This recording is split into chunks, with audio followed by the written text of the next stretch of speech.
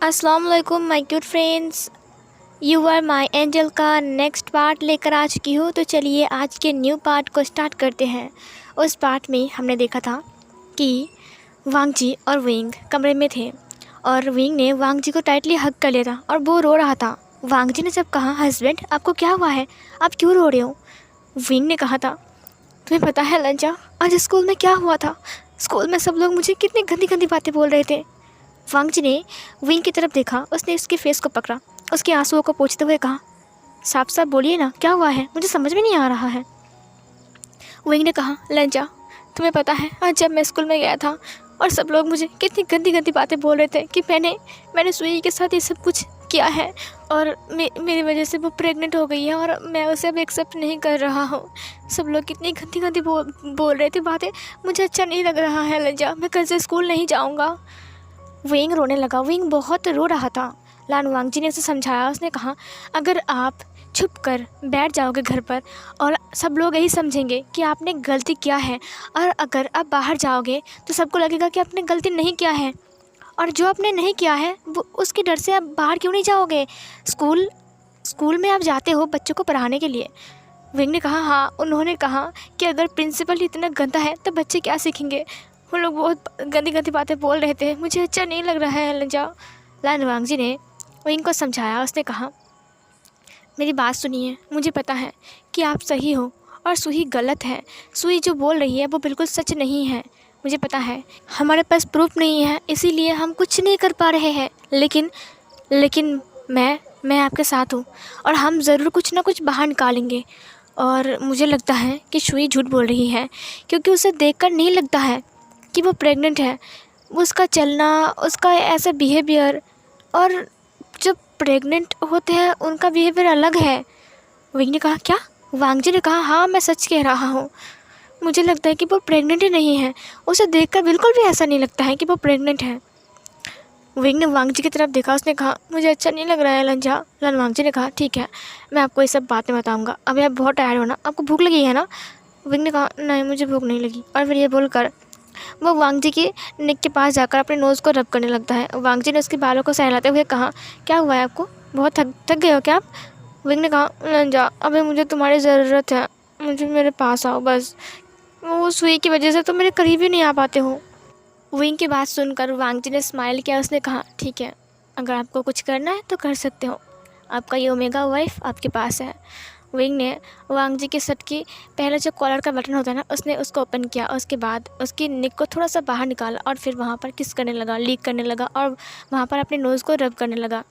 Scene cut होती है, हमें यान ली को दिखाया जाता है। यान ली जो कि सुई की पैर दबा रही थी, वो दबा रही थी बहुत ही अच्छे से, लेकिन सुई ने कहा, उफ़, ये क्या कर रहे हो, पैर दबा रहे हो या फिर मुझे यहाँ से हाथ लगा रहे हो?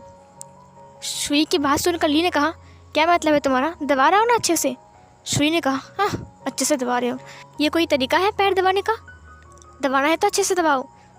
सुई की बात सुनकर ली ने कहा, अच्छा, दबाओ अच्छे से। और फिर वो ज़ोर ज़ोर से दबाने लगती हैं, इतनी ज़ोर से कि सुई की पैर अब टूट जाने वाली थी। सुई ने कहा, तुम क्या कर रही हो, मुझे दर्द हो रहा है। ली ने कहा, अरे सुई, तुम क्या हुआ, लग गए क्या? उफ, तुमने तो कहा ज़ोर से दबाने के लिए। I'm सॉरी, मुझे माफ़ कर दो। सुई ने कहा, जानबूझकर, सब कुछ जानबूझकर किया ना तुमने? पापा को कॉल लगाऊंगा कि तुम मेरे साथ कैसा बिहेव कर रहे हो। ली ने कहा, नहीं, ऐसा मत करना, मैं दबा रहा हूँ ना। दरअसल बात ऐसी ना, तुमने कहा कि ज़ोर से दबाने के लिए, इसीलिए मैं कुछ ज़्यादा ज़ोर से दबा दिया, मुझे माफ़ कर दो सुई। सुई ने कहा, मेरे पैर को छोड़ो, दबाने की कोई ज़रूरत नहीं है, दबाने के नाम पर तो मेरे पैर को अब तोड़ दोगे शायद। निकल जाओ यहाँ से, अभी के अभी निकलो, जाओ यहाँ से, जाओ। सुई की बात सुनकर ली और वहाँ से उठ गई। ली ने कहा, कैसा लगा? जियांग टैग ने कहा, शिजिए। सुई ने कहा, बढ़िया आई थी, मुझसे पैर दबाने वाली, देखा ना कैसा पैर दबा कर दिया उसका। जियांग टैग ने कहा, ओह माय गॉड, अब तो मस्त, बिल्कुल मस्त। इधर हमें सीन कट करके फिर से शानवांग को दिखाया जाता है, जहाँ पर विंग वांग जी को अलमारी के पास पुश करके और उसे टाइटली कमर से पकड़ के उसकी लिप्स को सक कर रहा था, बहुत ही बुरी तरीके से हंग्रीली उसकी लिप्स पर किस कर रहा था। और वो अपनी एक हैंड को वांग जी की शर्ट के अंदर एंटर करके उसकी पूरी बॉडी को टच कर रहा था। वांग जी बस अपनी मुंह खोलकर गहरी गहरी सांसें भर रहा था और विंग उसकी माउथ के अंदर अपने टंग को एंटर करके उसकी पूरे माउथ को एक्सप्लोर कर रहा था। विंग धीरे धीरे से उसकी लिप्स को छोड़कर उसके नेक के पास आता है और वहाँ पर लिप्स तक बाइट करने लगता है। बहुत ही बुरी तरीके से अपने नोज़ को रब करने लगता है। इधर शुई ने कहा, हाँ मुझे लगता है ये वांग जी अभी तक बाहर नहीं आया, ज़रूर वो कुछ कर रहा होगा, जाकर देखता हूँ वो दोनों क्या बात कर रहे हैं, छुप कर सुनूंगा। फिर ये बोलकर शुई उन दोनों के कमरे की तरफ जाने लगी। इधर विंग और वांग जी एक दूसरे में डूबे हुए थे। वांग जी बस विंग के बालों को सहला रहा था, अपने दोनों हाथों से उसे टाइटली पकड़ के रखा था और विंग अपना काम कर रहा था। वो वांग जी की पूरी नेक के पास किस कर रहा था, बाइट कर रहा था, सक कर रहा था, लिक कर रहा था, उसकी पूरी नेक पर लब बाइट बना रहा था। इधर शुई विंग के रूम के सामने आ गया था, लेकिन उसे ये जो साउंड था वो सुनाई देता है और फिर शुई ने कहा, ये क्या हो रहा है। फिर शुई बिना दरवाजे को नॉक करके तुरंत अंदर आ गई। जैसे दरवाज़ा खोलने की आवाज़ होती है ना, विंग और वांग जी स्टैचू बन गए थे। उन्हें लगा शायद चैंग या फिर सिजिया आ गया होगा। वो लोग बहुत डर गए थे, उनकी धड़कन बहुत तेज़ हो गई थी।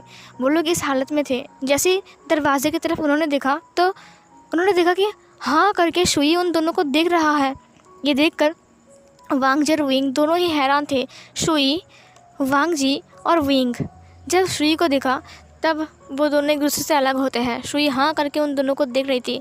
विंग को बहुत गुस्सा आ रहा था शुई के ऊपर। उसने कहा, हे यू, तुम यहाँ पर क्या कर रहे हो। फिर शुई ने कहा, तुम दोनों क्या कर रहे थे रे। वांग जी ने कहा, तुम यहाँ पर आ रहे थे तो तुम्हें नॉक नहीं करना चाहिए था। शुई ने कहा, तुम दोनों की हिम्मत कैसे हुई ये सब करने की। हाँ। वांग जी ने कहा, क्या मतलब है तुम्हारा, ये मेरा हस्बैंड है और मैं इसका वाइफ हूँ, तुम्हारा क्या मतलब है शुई। शुई ने कहा, तो तुम दोनों मेरे पीठ पीछे ऐसा कर रहे हो ना।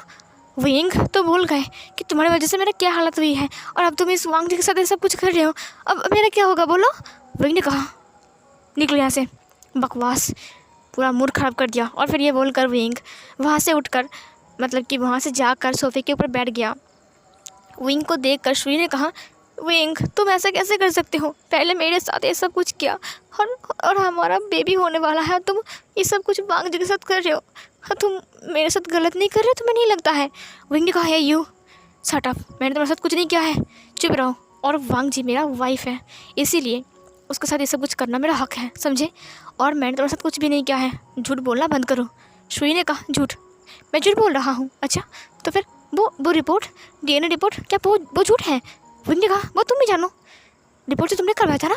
हाँ, वो तुम जानो कि झूठ है कि सच है।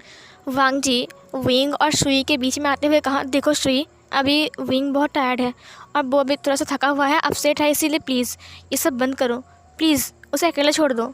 शुई ने कहा, अकेला छोड़ दो, क्या छोड़ दो अकेला तुम्हारे साथ, इसका मतलब मैं यहाँ से चले जाऊँ, तुम्हारा ये कहने का मतलब है ना कि मैं इस रूम से निकल जाऊँ, उसके बाद तुम इसके साथ ये सब कुछ करोगे और मैं सब कुछ करने दूंगा तुम्हें। तुम समझते क्या हो वांग जी। लिसन, मेरी बात को कान खोल कर सुन लो। अब ये विंग मेरे बच्चे का बाप है, इसीलिए तुम उसके करीब नहीं आ सकते हो, समझे। तुम क्या करना चाहते हो लान वांग जी, तुम विंग को सड्यूस कर रहे हो ना, और विंग को तुम उल्टी सुल्टी बातें बोल रहा था कि विंग मुझसे नफरत करे और मुझसे दूर हो जाए, और तुम मुझसे अपने करीब ला रहे हो। वांग जी ने कहा, शट अप, वो मेरा हस्बैंड है और हाँ, उनके करीब मैं आऊँगा कि नहीं ये तुम मुझे नहीं कहोगे और ना ही मुझे तुमसे परमिशन लेनी पड़ेगी, क्योंकि वो मेरा हस्बैंड है, अभी तक हमें डिवोर्स नहीं हुई है। शुई ने कहा, 3 महीने बाद डिवोर्स हो जाएगा, तो तुम अभी से विंग के करीब आना बंद करो। वांग जी ने कहा, मुझे माफ़ कर दो, मैं उनके करीब आना बंद नहीं कर सकता हूँ, क्योंकि वो मेरा हस्बैंड है और मुझे हक है उनके करीब आने की, इसीलिए मुझे लगता है कि तुम हमारे करीब या फिर हमारे बीच में ना आओ तो अच्छा है।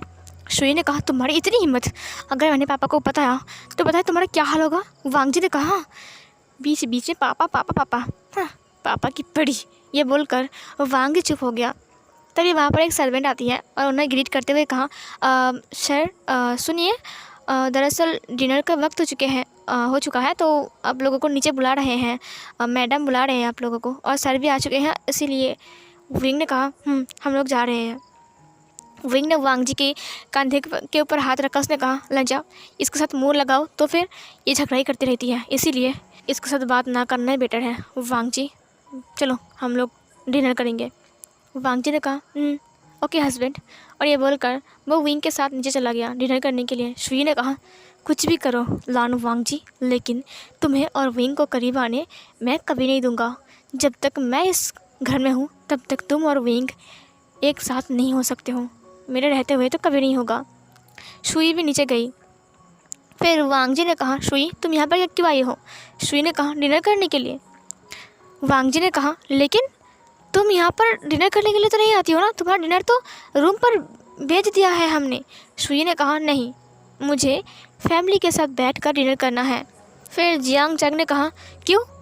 तुम हमारी फैमिली मेम्बर नहीं हो और तुम बाहर के इंसान हो, इसीलिए तुम्हें अलग से। तभी शुई ने कहा, लेकिन कुछ टाइम बाद मैं तुम्हारा सिस्टर इन लॉ बनने वाला हूँ, इसीलिए तमीज़ से बात करो और मुझे हक है यहाँ पर बैठकर डिनर करने की, समझे? तुम मुझे बोलने वाले कोई नहीं होते हो।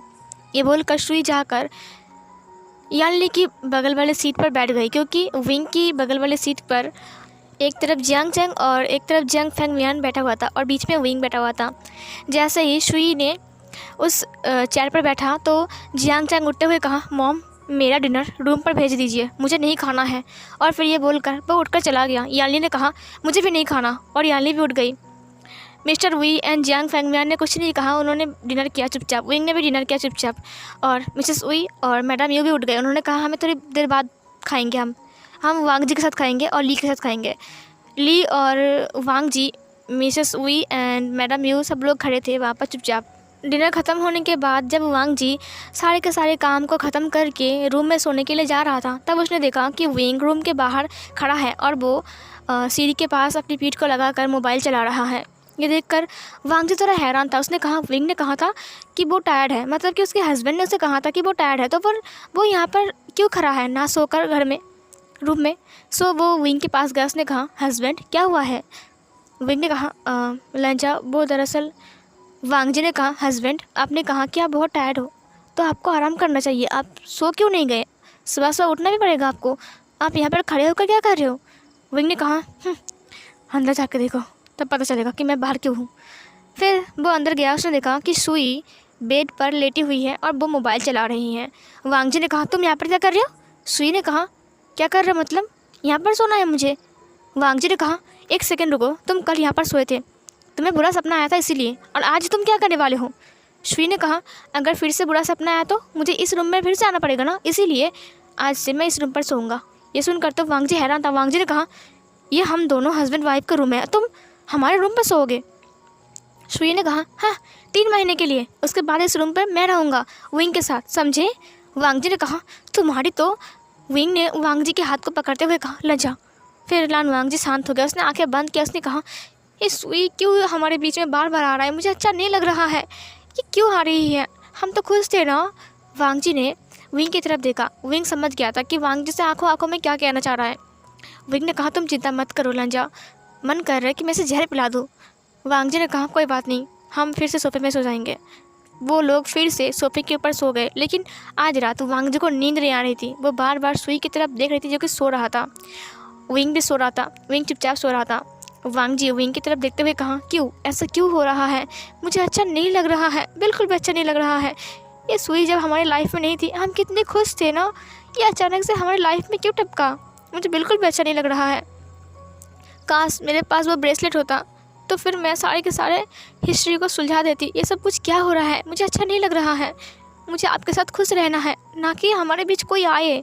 मुझे पसंद नहीं है कोई और आपको अपना कहे, मुझे अच्छा नहीं लगता है। ये बोलकर उसने विंग की फेस को पकड़ा। विंग की गालों को उसने अपनी थंब फिंगर से सहलाते हुए कहा, बट मैं आपको उसके पास आने नहीं दूंगा, आप सिर्फ मेरे हो, और अगर वो हमारे बीच में आएंगी ना तो मैं उसे मार डालूंगा। ये बोलकर उसने शुई की तरफ देखा। उसने विंग की फर्ट के ऊपर किस किया और फिर वो विंग के चेस्ट के ऊपर अपने सिर को रखा और अपनी आंखें बंद कर लिया। तुरंत विंग ने अपनी आंखें खोला। उसने वांग जी की तरफ देखा। फिर उसने वांग जी की तरफ देखते हुए अपने माइंड में कहा, आई एम सॉरी लंजा, मुझे पता है कि तुम्हारे माइंड में क्या चल रहा है, लेकिन ये सब कुछ मेरी वजह से हो रहा है। तुम चाहते हो कि हम खुश रहें, लेकिन हम खुश नहीं हैं। अगर ऐसा ही चलता रहा ना लंजा, तो मैं सच कह रहा हूँ, डिवोर्स होने से पहले मैं तुम्हें यहाँ से लेकर भाग जाऊँगा। चाहे कुछ भी हो जाए, हम दुनिया के किसी भी कोने में जाकर छुप जाएंगे। ज़रूरत पड़े तो हम लोग कहीं और चले जाएंगे, लेकिन मैं तुम्हें डिवोर्स नहीं दूँगा लंजा। कुछ भी हो जाए मैं डिवोर्स नहीं दूंगा, मुझे सिर्फ तुम चाहिए और मैं तुम्हें अपने आप से दूर नहीं करूंगा। ये बोलकर उसने टाइटली लान वांग जी को पकड़ा। फिर सीन कट होती है। हमें एक अंधेरी रात को दिखाया जाता है, मतलब रात ही था तो अंधेरी बाहर का सीन दिखाया जाता है। बाहर में हमें वैन झाओ को दिखाया जाता है जो कि विंग के घर के सामने आ गया था। उसने ब्रेसलेट को बाहर निकाला। उसने देखा कि ब्रेसलेट चमक रहा है। उसने कहा, लान वांग जी, तुम इस घर के अंदर हो? ओ माय गॉड, मैं तुम्हें इतनी ढूंढ रहा हूँ, लेकिन तुम इस शहर में ही इस बड़े से घर में हो। मुझे लगता है कि ये कोई बिजनेसमैन का घर होगा, क्योंकि ये घर तो बहुत बड़ा है। बट अभी तो रात का टाइम है और इंसान तो रात में सोते हैं, और अगर मैं तुमसे मिलने के लिए जाऊंगा तो सब लोग गलत भी समझ सकते हैं, क्योंकि इंसान कुछ अलग टाइप के होते हैं। सो क्यों ना मैं तुमसे कल बात करूं? चल वेंचा, आज तू भी सो जा। और फिर ये बोलकर वेंचा वहाँ से अचानक ही गायब हो गया। सीन कट होती है, हमें सुबह का सीन दिखाया जाता है। सुबह शुई दौड़ते हुए नीचे आई। उसने कहा, विंग कहाँ है? विंग कहाँ है? ये सुनकर तो सब लोग हैरान था। फिर वांग जी ने कहा, क्या मतलब है विंग कहाँ है? तुम विंग को क्यों ढूंढ रहे हो? क्या बात है? हाँ, शुई ने कहा, मुझे विंग से बात करनी है। विंग कहाँ है? वांग जी ने कहा, विंग तो स्कूल चला गया है। क्यों? शुई ने कहा, आज मेरा चेकअप का वक्त हो चुका है और आज मेरा डेट है चेकअप का। हमारे बच्चे के लिए तो जाना पड़ेगा ना। विंग ऐसा कैसे कर सकता है? वांग जी ने कहा, अगर तुम्हें जाना है तो तुम मेरे साथ चलो, मैं ले जाऊँगा तुम्हें चेकअप करवाने के लिए। शुई ने कहा, शट अप, तुम्हारे साथ मैं क्यों जाऊँ? मुझे विंग के साथ जाना है। विंग कहाँ है? विंग को आने दो। वांग जी ने कहा, आज तुम नहीं जा सकते हो विंग के साथ, क्योंकि विंग आज स्कूल गया है और उसे आते हुए तो बहुत देर हो जाएगा, रात हो जाएगी शायद। वांग जी की बात सुनकर शुई ने कहा, हाँ। और फिर ये बोलकर शुई ऊपर जाने वाली थी कि तभी एक जानी पहचानी से आवाज़ ने शुई को बुलाया, बेबी। ये सुनकर शुई तुरंत पीछे मुड़ा। उसने देखा कि उसका फादर वहाँ पर खड़ा है, मिस्टर कांग, और उसके साथ बहुत सारे लोग हैं जिनके हाथों में बहुत सारी चीज़ें हैं। शुई बहुत खुश थी अपने फादर को अपने सामने देखकर। वांग जी, ली, मैडम यू, मिसेस शुई सब लोग किचन में थे और वो लोग बाहर आते हैं और वो लोगों ने मिस्टर कांग को देखा। मिस्टर कांग जो कि अपनी बेटी से मिलने के लिए आए थी, और उनके साथ बहुत सारे लोग आए थे जिनके हाथों में बहुत सारे गिफ्ट्स वगैरह थे, मतलब कि जैसे कि फ्रूट्स वगैरह, खाने की चीज़, कपड़े, ये सब कुछ थे। शुई ने कहा, पापा। और फिर ये बोलकर वो दौड़कर अपनी फादर को हग करता है। जैसे कि हर पापा के पास अपनी बेटी के लिए कुछ अलग सा फीलिंग होता है ना, मतलब कि राजकुमारी ऐसा कुछ सोचते हैं, तो वैसा ही शुई भी अपनी पापा के पास बहुत प्यारी थी। सो जैसे कि हम सब हैं पापा के पास, वैसा ही। तो शुई की बालों को सहलाते हुए उसके पापा ने पूछा, बेबी तुम ठीक तो हो ना? तुम्हें तकलीफ़ तो नहीं हो रही ना? शुई की आंखों में आंसू आ गए थे, क्योंकि इन दिनों में शुई के साथ जो बिहेव हुआ है ना, वो बिल्कुल भी नॉर्मल नहीं था। शुई ने कुछ नहीं कहा। शुई कहना चाह रही थी कि इन लोगों ने कैसा बिहेव किया है उसके साथ, लेकिन शुई डर गई थी। अगर उसने अपने पापा को बोल दिया कि पापा ये लोग मेरे साथ ना अच्छे से बिहेव नहीं कर रहे, ये लोग मुझे तंग कर रहे, तो उसका पापा उसे यहाँ से लेकर चले जाएंगे, और तो और वो विंग को जेल में डाल देंगे, जो कि शुई बिल्कुल नहीं चाहती हैं। वो चाहती है कि विंग के साथ उसकी शादी हो जाए, और बस जेल में डालना उसका मकसद नहीं है विंग को। शुई ने कहा, नहीं पापा, ये लोग बहुत अच्छे हैं, इन्होंने मेरा अच्छे से ख्याल रखा। ली ने वांग जी की तरफ देखते हुए कहा, ये क्या हो रहा है? ये क्या हो रहा है? वांग जी ने कहा, यही तो जलवा है, देखो आगे आगे होता है क्या। ली ने कहा, लेकिन उसने झूठ क्यों बोला? हमने उसे इतना तंग किया है। वांग जी ने कहा, इसलिए बोला क्योंकि उसे पता है कि अगर वो सच बोल देगी ना कि हमने क्या क्या है, तो उसका फादर उसे यहाँ से लेकर चला जाएगा, और शुई यहाँ से जाना नहीं चाहती है, इसीलिए तो उसने झूठ कहा। ली ने कहा, ओह अच्छा, अब मैं समझा, तभी तो मैं बोलूँ ये झूठ क्यों बोल रही है। वांग जी ने कहा, हाँ सिजिए, वही तो मैं बोल रही हूँ आपको। सिजिए ने कहा, हाँ हाँ सही कहा तुमने, इसीलिए झूठ बोल रही है बेचारी। शुई ने कहा, पापा आप बैठिए ना यहाँ पर। मिस्टर कांग ने कहा, नहीं नहीं, मैं बैठने नहीं आया हूँ। फिर मिस्टर कांग अंदर आया। उन्होंने कहा, तो मेरी बेटी का अच्छे से ख्याल रख रहे हो आप? उम्मीद है कि आगे भी इतना ही ख्याल रखोगे। उसने वांग जी की तरफ देखा। वो बहुत गुस्से में था, लेकिन उसने वांग जी को कुछ नहीं कहा। वांग जी भी हाँ करके उन्हें देख रहा था, लेकिन उन्होंने वांग जी को बिल्कुल भी कुछ नहीं कहा। वांग जी ने कहा, अंकल बैठ जाइए, मैं आपके लिए जूस लाता हूँ। फिर उसके फादर ने कहा, नहीं नहीं, कोई ज़रूरत नहीं है, वैसे भी मैं अगर खाना खाने के लिए नहीं आया हूँ, मैं तो अपनी बेटी को देखने के लिए आया हूँ। तो बेबी तुम्हारे लिए कुछ गर्म कपड़े और कुछ हेल्दी फूड्स और हेल्दी ड्रिंक्स लाया हूँ, और हाँ तुम्हारे लिए कुछ फ्रूट्स वगैरह लाया हूँ, तो ज़रूर खाना, ठीक है? ये सुनकर ना शुई ने कहा, thank you so much dad, thank you so much. Shuey ने अपने डैड को फिर से हग किया। फिर मिस्टर कांग ने कहा, चलो मेरा इंपॉर्टेंट मीटिंग है, इसीलिए मुझे जाना पड़ेगा, बाय बेबी। शुई ने कहा, ठीक है बाय पापा। फिर मिस्टर कांग वहाँ से चले गए, और शुई सबको देखते हुए कहा, हाँ तुम लोगों को क्यों लगा कि मैंने झूठ बोला? लगा ना ये सब कुछ? वांग जी ने कहा, हाँ सुई, तुमने झूठ क्यों कहा? हमने तुम्हें सब्जी खिलाया, ऊपर से तुम्हारे पैर में सीजिए ने चोट पहुंचा दिया था, फिर भी तुमने कुछ नहीं कहा। सुई ने कहा, देखो तुम्हें माफ़ किया क्योंकि मैं बहुत काइंड हूँ, इसीलिए समझे। आइंदा से मेरे सामने बहुत ही अच्छे से पेश आना, नहीं तो पापा को बता दूंगा, समझे। इस बार नहीं बताया। ये बोलकर सुई अपने कमरे में चली गई और उसने कहा, सर्वेंट से कहो मेरी चीज़ों को मेरे कमरे में पहुंचा दे। फिर वो चली गई अपने रूम पे। वांग जी ने कहा, हाँ काइंड, और ये? शिजिए ने कहा, सही कहा तुमने, ये तो बस ऐसे ही बोल रही है जैसे कि हमें कुछ पता ही नहीं है। वांग जी ने कहा, सही कहा आपने। फिर ये बोलकर वो लोग हंसने लगते हैं। सर्वेंट जाकर सारे के सारे चीज़ को सुई के कमरे के अंदर रख कर आती हैं। सो सीन कट करके हमें लंच का वक्त दिखाया जाता है, जहाँ पर लंच पे सुई नहीं आई थी। फिर वांग जी ने कहा, आज लंच का टाइम बीत गया, हमने लंच कर लिया, लेकिन सुई क्यों नहीं आई? फिर ली ने कहा, वही तो मैं सोच रहा हूँ। मैडम यू ने कहा, लगता है उसके फादर ने जो चीज़ दिया है ना खाने के लिए, शायद बहुत सारा खा लिया होगा, इसीलिए नहीं आया। ये सुनकर वांग जी ने कहा, ऐसा नहीं हो सकता है। वो एक बार नीचे भी नहीं आई, कहीं वो कुछ खिचड़ी तो नहीं पका रहा है ना? मिसेस वी ने कहा, हाँ खिचड़ी पकाएगी, मेरे परिवार को बर्बाद कर दिया, अब वो खिचड़ी पकाने गई है। वांग जी ने कहा, शायद वो कुछ खिचड़ी पका रही होगी हमारे लिए। ली ने कहा, वांग जी चलो जाकर देखते हैं। वांग जी ने कहा, नहीं नहीं, मुझे नहीं देखना उसे, वैसे भी कौन जाएगा उसके पास। ली ने कहा, चलो ना देखते कि क्या कर रही है वो घर में। वांग जी ने कहा, आइडिया बुरा नहीं है, सीजिए चलो देखते हैं जाकर। वांग जी की बात सुनकर मैडम यू ने कहा, नहीं चुप करो, और किसी के घर में जाकर ताक झाक करना बिल्कुल भी अच्छी बात नहीं है। वांग जी ने कहा, हम ताक झाक थोड़ी ना करने जाएंगे। फिर ली ने कहा, हम उसे मोमोज़ देने जाएंगे, है ना, जो हमने कल बनाया था, वो फ्रिज में है ना, मैं उसे गर्म करता हूँ। ये सुनकर ना वांग जी ने कहा, अगर उसे पता चलेगा कि हम उसे कल के मोमो खिला रहे हैं तो वो बहुत गुस्सा हो जाएगी। ली ने कहा, नहीं, हम उसे बोलेंगे कि हमने स्पेशल उसके लिए बनाया है। वांग जी को हंसी आ जाती है, वांग जी हंस देता है। वांग जी ने कहा, वाह क्या आइडिया है। ये सुनकर तो ली ने कहा, हूँ ना मैं कमाल, चलो ताली मारो। फिर वांग जी ने उसके हाथ पर हाई फाई लिया। फिर वो लोग वो मोमोज़ को निकालते हैं, गर्म करते हैं, चटनी लेते हैं, उसके बाद वो लोग निकल जाते हैं सुई की कमरे की तरफ।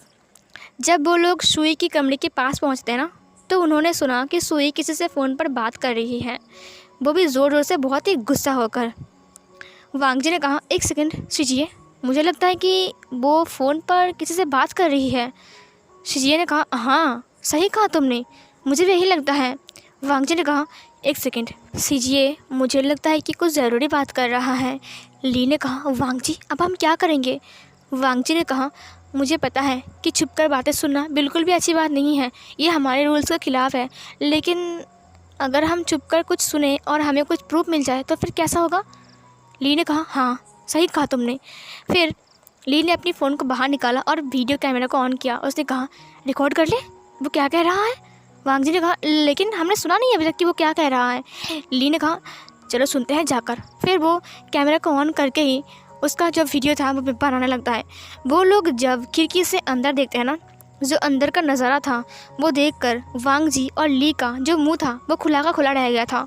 अंदर सुई ड्रिंक कर रही थी और साथ में वो स्मोक भी कर रही थी, वो सिगरेट पी रही थी। ये देखकर तो वांग जी की आंखें बड़ी बड़ी हो गई थी और ली की तो आंखें जैसे कि अभी के अभी बाहर आ जाएगी, और उन दोनों का मुंह जो था ना वो ऐसे हाँ करके खुला हुआ था।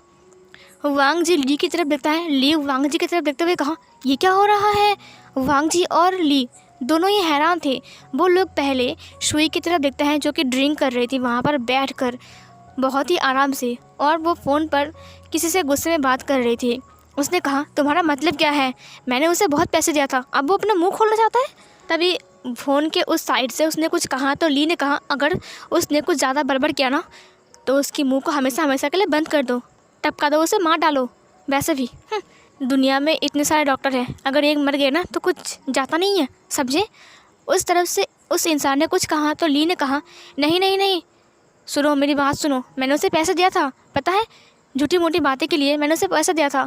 उसने DNA रिपोर्ट को झूठा बनाया था, उसके लिए उसे पैसा मिला था। उसके बाद उसने कहा था कि मैं प्रेग्नेंट हूँ, जो कि एक झूठ है, लेकिन उसने उसके बदले भी पैसे दिया था। अब वो बोल रहा है कि वो सच बोल देगा, ऐसे कैसे हो सकता है? उसे पैसे ऑफ़र करो। उस इंसान ने कुछ कहा तो ली ने कहा, पैसा नहीं लेगा वो? हाँ लगता है शरीफ बन रहा है, जब मैं गया था ना तब भी शरीफ बन रहा था। उसे अपनी फैमिली का फिक्र नहीं है शायद, मैंने जो कहा था भूल गया शायद, छछूंदर इंसान कहीं का। उस साइड से उस इंसान ने कुछ कहा तो ली ने कहा मेरी बात सुनो, मुझे लगता है कि उसे कुछ फील हो रहा है, जैसे कि उसने कुछ गलत कर दिया हो, इसीलिए वो सच को सामने लाना चाहता है। मेरी बात सुनो, उसे मार डालो तो फिर अच्छा ही होगा ना। हाँ, डॉक्टर झाओ को मार डालो। और जो सारी बातें वहाँ पर वो लोग कर रहे थे ना, मतलब कि शुई जो उस इंसान के साथ बात कर रहा था फ़ोन में, वो सब कुछ ली ने रिकॉर्ड कर लिया अपनी कैमरे में। वांग जी ने ली की तरफ देखते हुए कहा, इसका मतलब, ली ने कहा, वो प्रेग्नेंट नहीं है, ये सब कुछ झूठ है। और फिर ली ने तुरंत अपने मोबाइल को बंद किया। वहाँ पे एक फ्लावर वास गिर गया तो एक आवाज़ हुआ। वांग जी ने कहा, ओह सिट सीजिए। फिर वहाँ पर शुई ने कहा, कौन है वहाँ पर। शुई ने कॉल को कट किया। उसने कहा, सिट, किसी ने सुन लिया क्या मेरी बात को। वांग जी और ली वहाँ से भाग जाते हैं। इधर शुई बाहर आते हैं। शुई ने देखा कि नीचे फ्लावर वास गिरा हुआ है और वो टूट गया है और जो फूल था वो नीचे गिरा हुआ है। शुई ने कहा, इसका मतलब कोई यहाँ पर था। कौन था? किसने मुझे सुन तो नहीं लिया ना? ओह माय गॉड, अगर किसी ने सुन लिया, नहीं सुन लिया होगा, लेकिन उसके पास थोड़ी ना प्रूफ होगा, सुनने से थोड़ी ना प्रूफ मिलता है। ये बोलकर शुई ने कहा, शुई कम डाउन, कुछ नहीं होगा, कुछ भी नहीं होगा। और फिर ये बोलकर वो फिर से अपने रूम के अंदर जाती हैं, लेकिन इस बार उसने अपने विंडोज़ को भी मतलब कि क्लोज़ किया, उसके बाद डोर को भी क्लोज़ किया। उसके बाद वो चुपचाप सोफे के ऊपर जाकर बैठ गए। उसने कहा, थैंक गॉड, अब मैं ध्यान से रहूँगा ताकि किसी को मेरी बात सुनाई ना दे। ये लोग बहुत चालाक है, ये लोग प्रूफ ढूंढ रहे हैं ताकि वो मेरे खिलाफ़ कोई प्रूफ मिल जाए, उसके बाद वो मुझे इसे भगा दे, लेकिन ऐसा नहीं होगा। शुई, तो कम से कम थोड़ा सा केयरफुल तो रहा कर, ये तुम क्या कर रही थी अभी। और शुई ये बोलकर वो ड्रिंक करने लगती है, वो बहुत ज़्यादा ही ड्रिंक करती हैं। इधर हमें वांग जी को दिखाया जाता है और ली को दिखाया जाता है, जो लोग हाँप रहे थे, वो लोग नीचे आकर बहुत हाँप रहे थे। Madam Yu and Mrs Wei, उन दोनों की हालत देखकर कहा, ये क्या हुआ तुम दोनों को, इतने हाँप क्यों रहे हो। वांग जी और ली जाकर चुपचाप बैठ गए। उन्होंने पानी के गिलास को लिया और पानी पिया। न जाने उन्होंने कितने गिलास पानी पिया। मैडम यू तो पूरा हैरान थी। मिसेस वी ने कहा, क्या हुआ है बेटा। मैडम यू ने कहा, हाँ क्या हुआ है, तुम दोनों इतना हाँप क्यों रहे हो। ली बेटा, वांग जी बेटा क्या हुआ है। वांग जी ने कहा, सुई। फिर मैडम यू ने कहा, सुई, ज़रूर इस लड़की ने कुछ किया होगा। क्या किया है तुम दोनों के साथ। वांग जी ने कहा, नहीं कुछ नहीं किया है, दरअसल ना वो प्रेग्नेंट नहीं है और वो किसी के साथ बात कर रही थी फ़ोन में, उसने डॉक्टर को भी पैसे दिया था। ओ माय गॉड, हमने रिकॉर्ड किया है, सीजिए दिखाइए ना रिकॉर्ड को। फिर ली ने कहा, हाँ मैं दिखा रहा हूँ, मैंने फ़ोन में रिकॉर्ड कर लिया है मैंने। और फिर ये बोलकर वो वीडियो को ऑन करके उन दोनों को दिखाने लगती है। इधर वैन चाओ बार बार गेट के सामने आ रहा था, लेकिन गार्ड्स उन्हें अंदर आने नहीं दे रहे थे, मतलब कि वैन चाओ को। फिर गार्ड्स ने कहा, मैंने कहा ना, हम किसी अनजान व्यक्ति को घर के अंदर घुसने नहीं दे सकते हैं, और तो और हमने आपको कभी देखा भी नहीं है और आप कुछ बोल भी नहीं रहे हो। वैन ने कहा, मैंने कहा ना, मुझे लान वांग जी से मिलना है। फिर उन गार्ड ने कहा, आई एम सॉरी, लेकिन लान वांग जी से मिलना इतना आसान नहीं है, और वैसे भी लान वांग जी भी शहर में नया है और आप लोग ऐसे नहीं आ सकते हो अंदर। वैन ने कहा, ठीक है, आप लान वांग जी से जाकर बात कीजिए, उन्हें कहिए कि उनका दोस्त आया है उनसे मिलने के लिए। फिर ये सुनकर ना उस गार्ड ने कहा, ठीक है आप यहाँ पर रुकिए, मैं जाकर सर को बोलता हूँ, अगर उन्होंने कहा कि आपको अंदर आने के लिए तो फिर आप अंदर आना, ठीक है। वैन ने कहा, बस अब मैं ऐसा नहीं घुस सकता हूँ ना उड़कर, अगर मैं उड़कर घुसूँगा या फिर गायब होकर घुसूँगा तो ये लोग समझेंगे कि मैं कोई चोर हूँ और मुझे पीट कर मार डालेंगे, क्योंकि इंसान लोग ऐसे ही होते हैं। फिर इधर गार्ड्स अंदर आते हैं और उन्होंने ग्रीट किया। उसके बाद वांग जी ने कहा, क्या हुआ है। और मैडम यू ने कहा, हाँ क्या हुआ है। वो लोग सब वीडियो देख रहे थे और वांग जी बिजी था ये सब कुछ समझाने के लिए ली के साथ उन लोगों को। इधर गार्ड ने कहा, वांग जी सर, दरअसल बाहर एक इंसान आया है और वो बोल रहा है कि वो आपका दोस्त है और वो आपसे मिलना चाह रहा है। वांग जी ने कहा, क्या मेरा दोस्त, मेरा तो कोई दोस्त नहीं है यहाँ पर। गार्ड ने कहा, लेकिन उसने कहा कि वो आपका दोस्त है। वांग जी ने कहा, दोस्त है। और गार्ड ने कहा, हाँ वो आपसे मिलना चाहता है, वो तब से तंग कर रहा है। वांग जी ने कहा, लेकिन अभी मैं बहुत बिजी हूँ, हम बाद में बात कर सकते हैं ना। गार्ड ने कहा, ठीक है, मैं उसे बोलता हूँ कि बाद में आने के लिए। वांग जी ने कहा, हाँ उसे बोलो कल आने के लिए, क्योंकि मैं अभी बिज़ी हूँ, बहुत ज़्यादा बिज़ी हूँ। उस गार्ड ने कहा, ठीक है। फिर वो जाकर वैन चाओ को कहता है कि सर एक बात सुनिए, दरअसल वांग जी सर ने कहा कि वो बहुत बिज़ी है, इसीलिए कल बात करने के लिए। वैन चाओ ने कहा, वांग जी बिज़ी है इस घर के अंदर, लेकिन वो ऐसा क्या कर रहे हैं जो इतना बिज़ी है। मुझे जानना ही होगा कि असल में वो क्या कर रहा है जो वो इतना बिज़ी है। वांग जी के साथ कुछ गलत तो नहीं हो रहा है ना? नहीं नहीं, मुझे जानना ही होगा कि आखिर वो अंदर क्या कर रहा है जब वो मुझसे भी नहीं मिलना चाहता है। फिर वैन चाओ वहाँ से निकल गया। थोड़ी दूर जाकर वो एक पंछी बन जाता है और उड़कर विंग की छत पे आ जाता है। सो फिर गाइस, ये वाला पार्ट यहीं पर ही एंड होती है।